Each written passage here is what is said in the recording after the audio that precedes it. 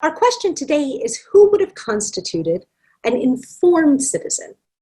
And my basic answer is going to be that in Athens, all citizens were taken to be informed citizens. But I would be pretty precise about how we should understand that term.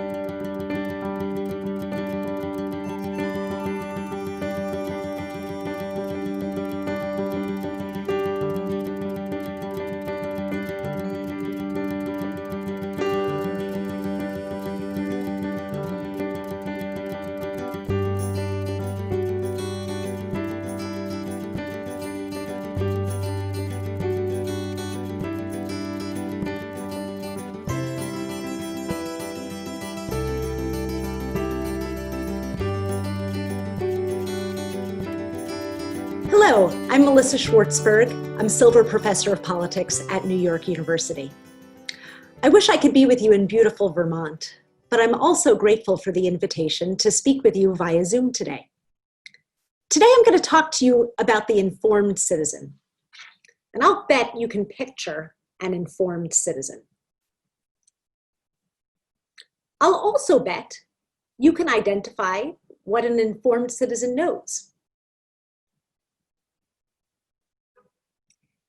Here's what we expect people becoming citizens to know. And here's where we complain that the American electorate doesn't actually know very much at all.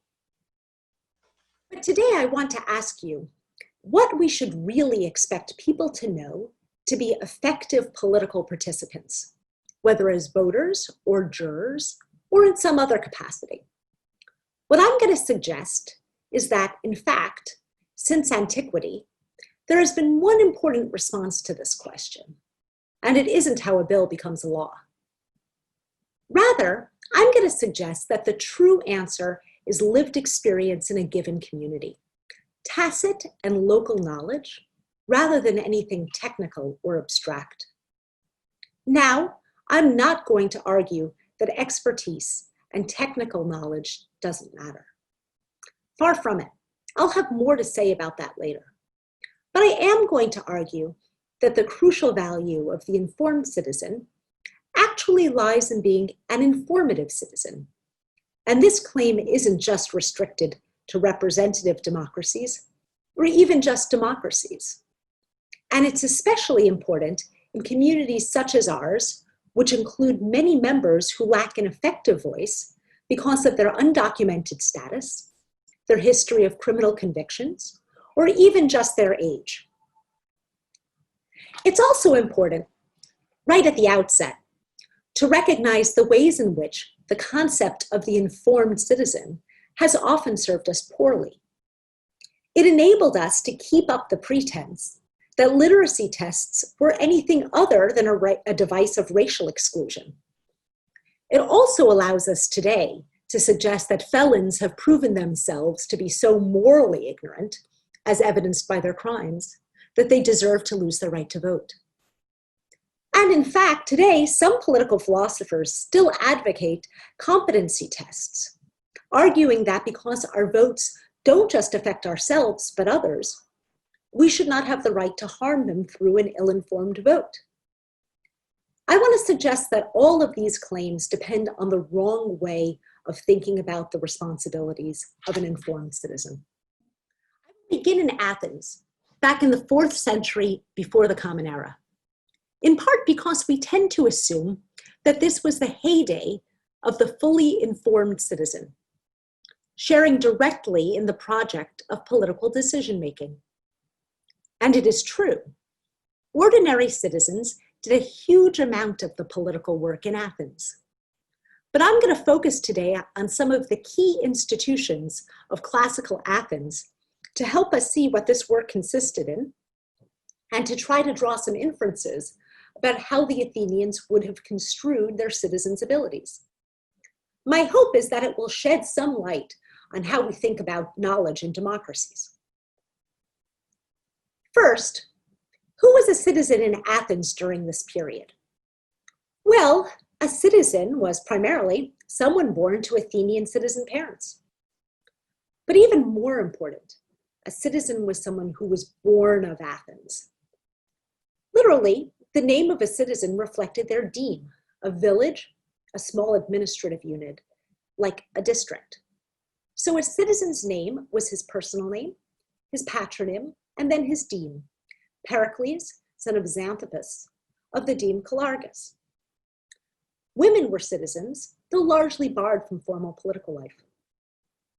Slaves and medics, resident aliens, were not citizens. So an estimated population of about 250,000 people yielded an adult male citizen population of around 30,000 to 50,000 people. Again, our question today is who would have constituted an informed citizen? And my basic answer is going to be that in Athens, all citizens were taken to be informed citizens. But I will be pretty precise about how we should understand that term.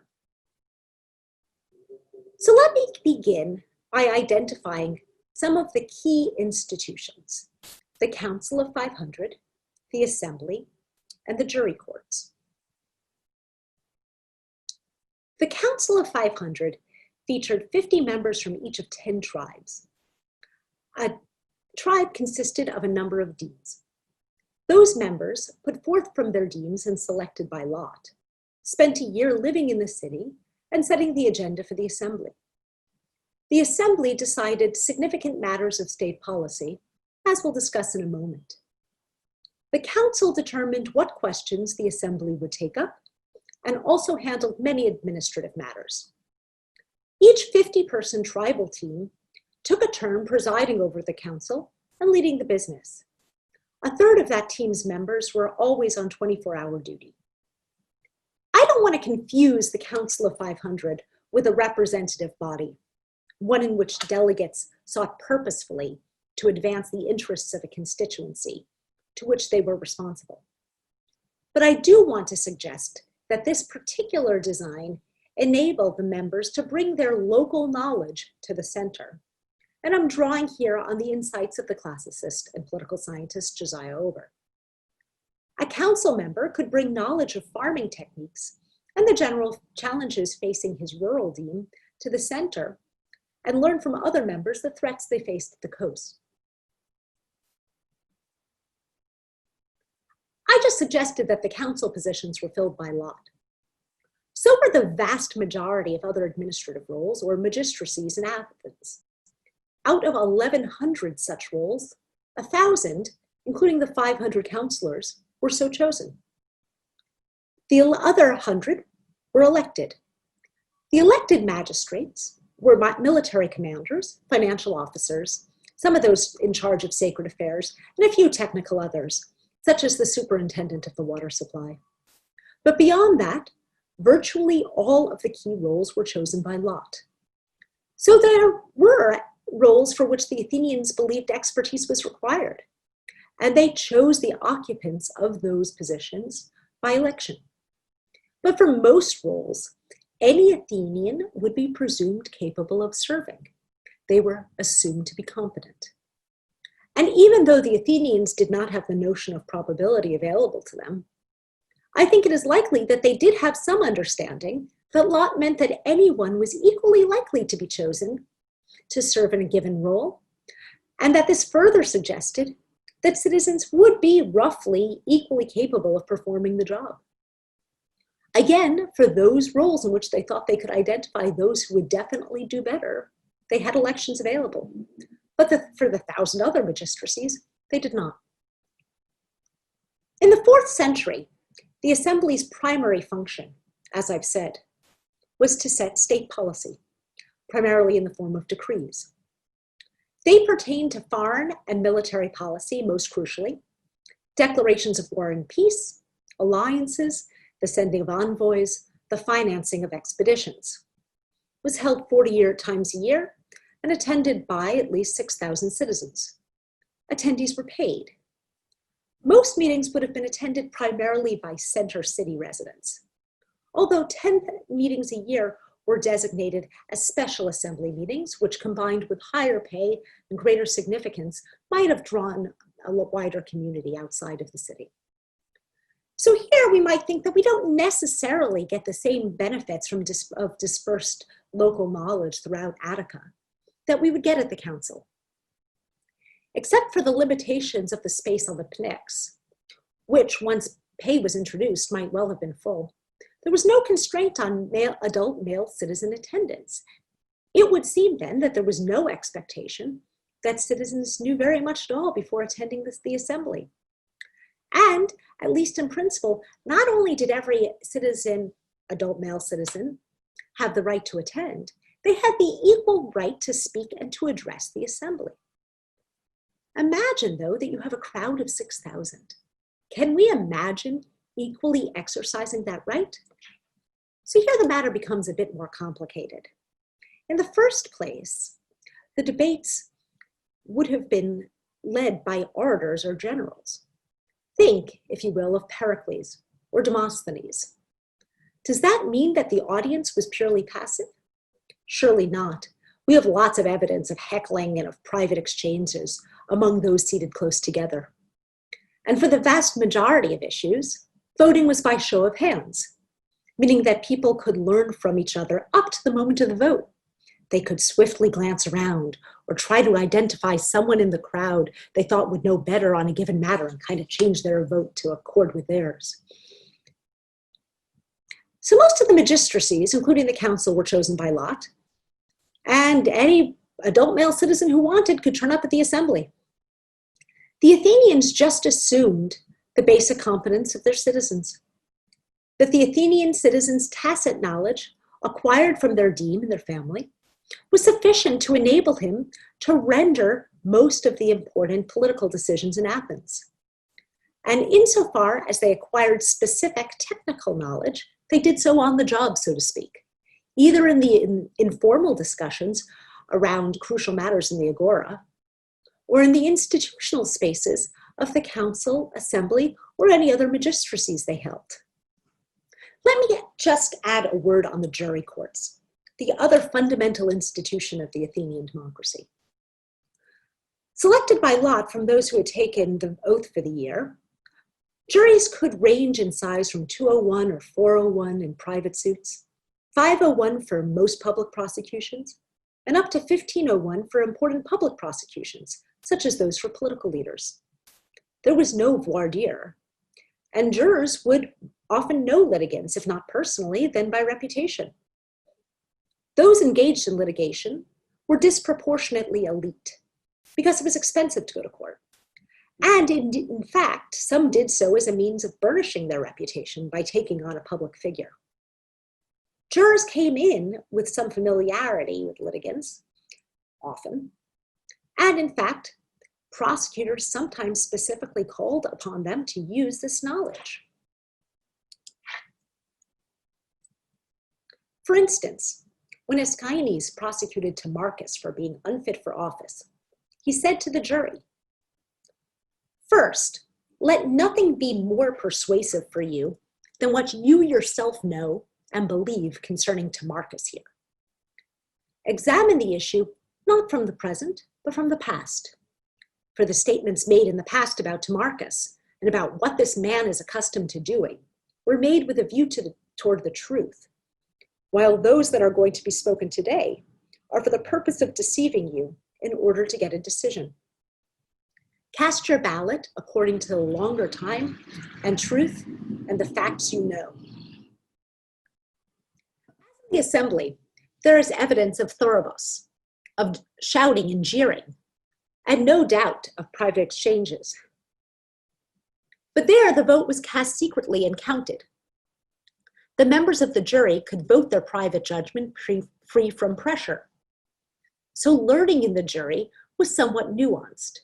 Jurors could rely on their local knowledge and seek to integrate it with the information they heard from the litigants and the responses of those close to them, to render a verdict for which they might well be held socially responsible by those who knew they had judged in a given case. So Athens had an ideological commitment in the form of hobelomenos, anyone who wishes, to the idea that any adult male citizen was capable of performing almost any role in the community. The vast majority of the roles in this community were filled either by lot or through universal adult male citizen eligibility. So at a minimum, the Athenians thought there was a pretty high floor to citizens' knowledge. But I also think that, in part because the type of knowledge required was so often local and tacit in nature, they also believed competence to decide most matters was pretty much equally distributed.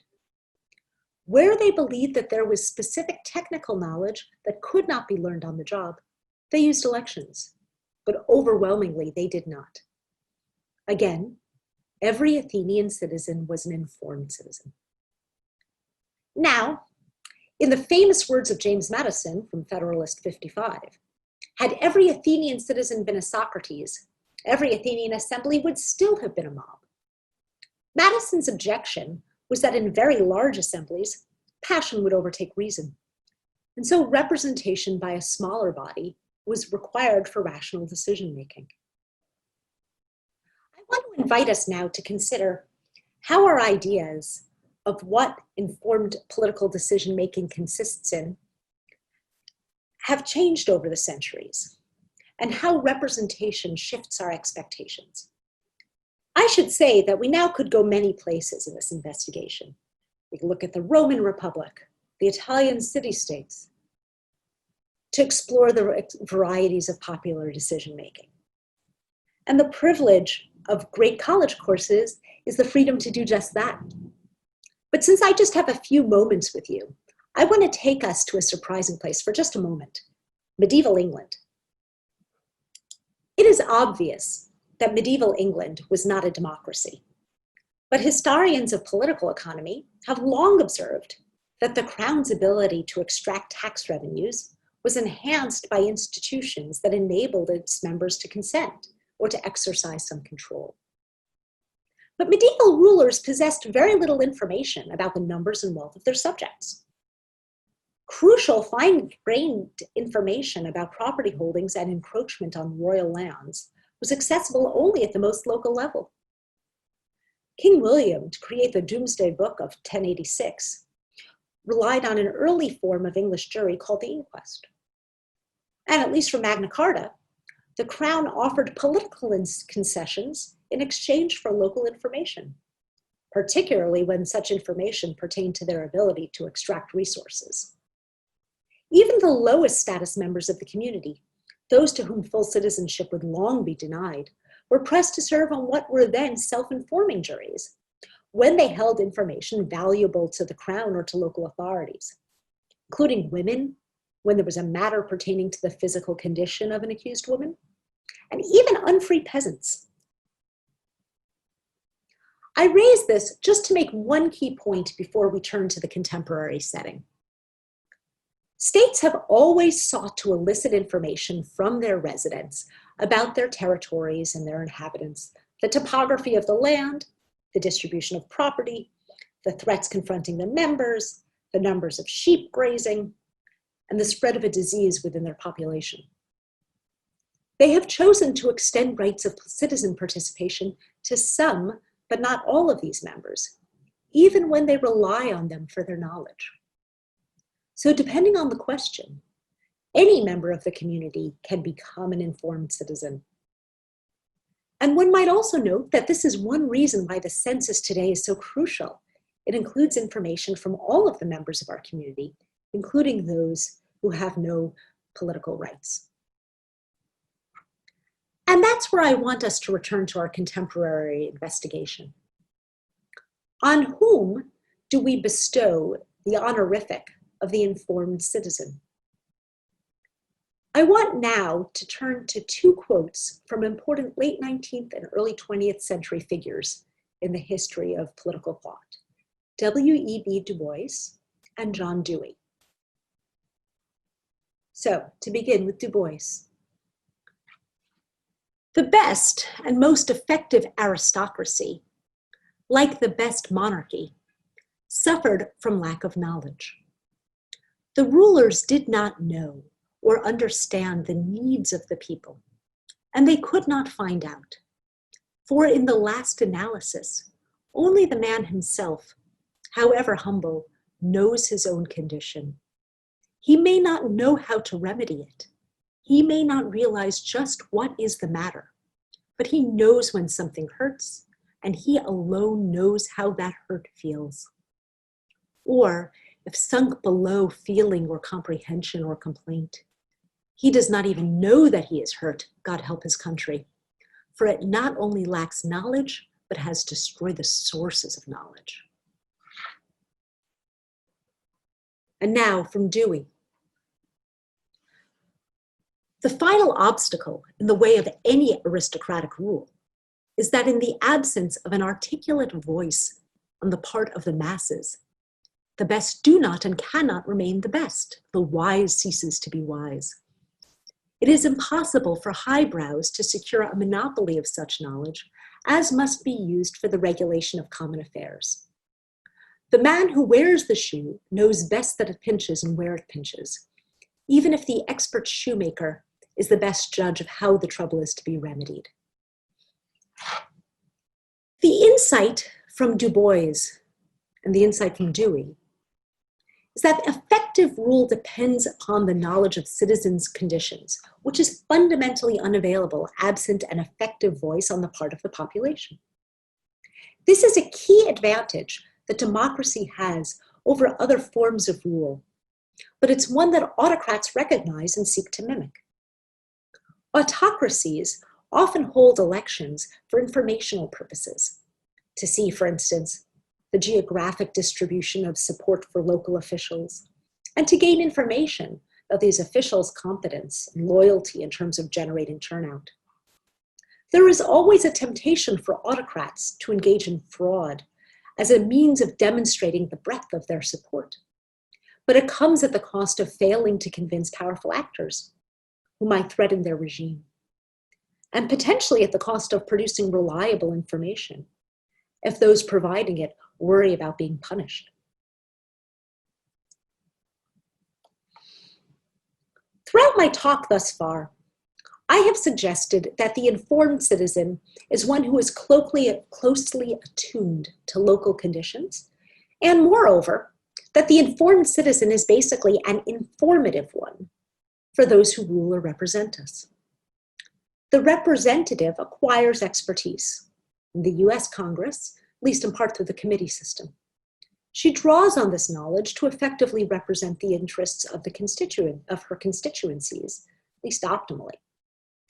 But I also want to suggest that in a representative democracy, the benefit of the citizen who is capable of assessing her own conditions and the conditions of her community is that she can use this information to decide whether to support or reject an incumbent via her ballot, or to communicate directly her concerns to those in office. To adopt Dewey's language, the representative may possess the knowledge of how to remedy the pinching shoe. That's why we have elections, as in Athens. But the representative will lack the information about the pinching, so to speak, absent voters.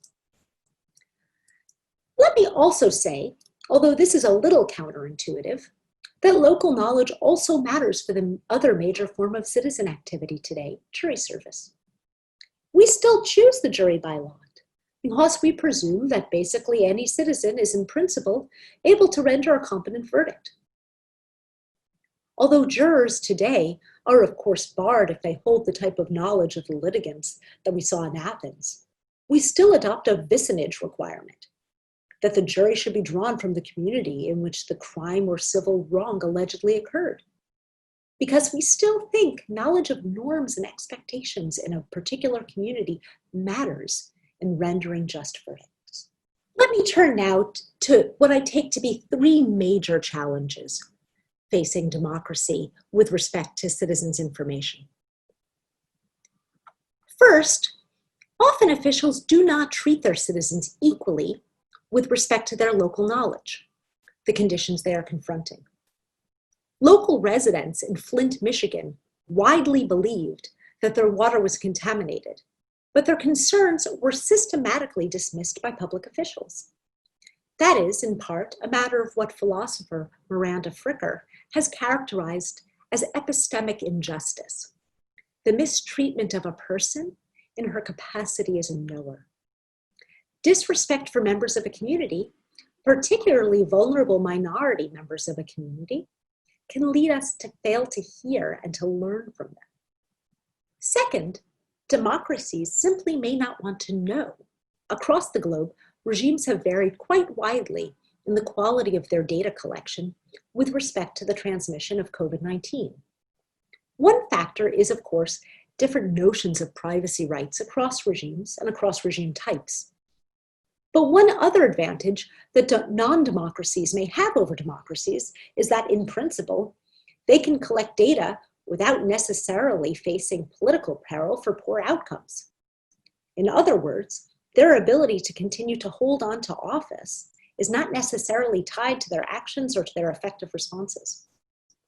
Elected representatives may just sometimes prefer not to have the information or to let their citizens have the information, lest they face sanction, whether for actions or for inaction. Third, democracies may not want to learn. This is a problem in part concerning how democracies treat experts. And it is a long-standing problem. We can think back to Athens. If we believe that any citizen is as capable as any other, we may be suspicious of those who put themselves forward as experts. And we may judge experts by our inexpert standards. But worse, under conditions of intense partisan polarization, we may no longer trust scientists or other experts for political reasons. We may believe that their findings have been distorted or that they have engaged in what cognitive psychologists call motivated reasoning. But this places us in further peril when scientists have access to information that can benefit us, but are systematically undermined as being mere political tools. All of these problems have been exacerbated by the closing of local newspapers and the decline of local media more generally. It is much harder to ascertain how our communities are faring when we do not have homegrown reporters digging into local conditions. Much harder to hold local officials accountable when reporters are no longer available to ask them hard questions. So let me conclude by suggesting how this might affect us right at this moment. The standard question of the informed citizen is, what do we need our kids to learn to serve in their role as citizens of a community, as people with the privilege of voting, of serving on juries, particularly in communities where others lack such a privilege? Those of us trying to make our way through the educational challenges that COVID presents us with may have lost sight of that ambition, just hoping that our kids won't lose ground in their basic literacy or numeracy skills. We might also worry that the exposure to American history or to Congress that a great social studies teacher can offer won't be available to our kids, leaving them behind on their civic education. But to me, the election is a key opportunity to help children figure out what they can see, how what they can see around them can help them to make political decisions. Ultimately, civic education does not, at its core, involve learning who Betsy Ross was, or even how a bill becomes law, although at some point that might be advisable. Rather, it involves learning how to look around with discernment. Kids can see how their own community is faring, and that can be the first building block. And the second can be how their community seems to be doing in comparison to others with which they are familiar.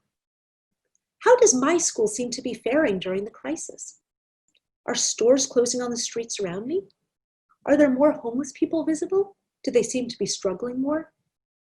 And they can begin to evaluate those who are in positions of authority and consider who holds responsibility for some of these decisions.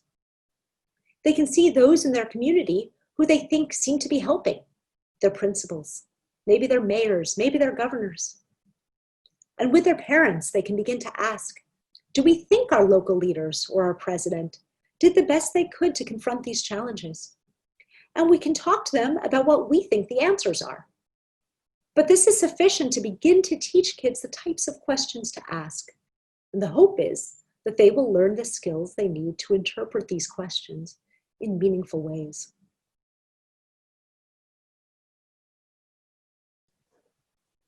Finally, I will say that the humanities are crucial in this respect. Of course, scientific literacy and math skills are necessary, they're essential. But it's at least as important that we learn how to ask the right questions, which are so often questions of justice. What our communities, the members of our community, deserve from all of us. The humanities help us to do that, and they also help us to listen when our informed citizen tells us where she hurts. Thank you.